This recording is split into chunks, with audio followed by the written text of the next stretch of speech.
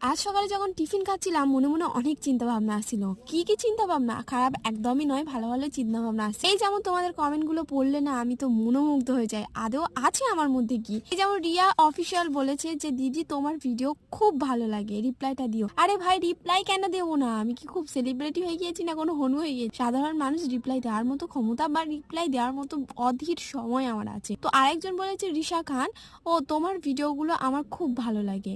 এর থেকে বড় পাওনা মনে হচ্ছে দুনিয়ায় আর কোনো জিনিসই নেই। সকাল সকাল এইগুলো তো ভেবে মনটা খুশি করলাম, তারপরে একটু খাওয়া দাওয়া করলাম। বাজে গেট আপ ছেড়ে এবার ভালো গেট আপ। আসলে আমি যাবো একটু জয়নগরে বেটির সাথে, বেটির অনেক কাজ ছিল, তো সেইগুলো আমাকে কমপ্লিট করার জন্য, মানে আমাকে ছাড়া কমপ্লিট হবে না।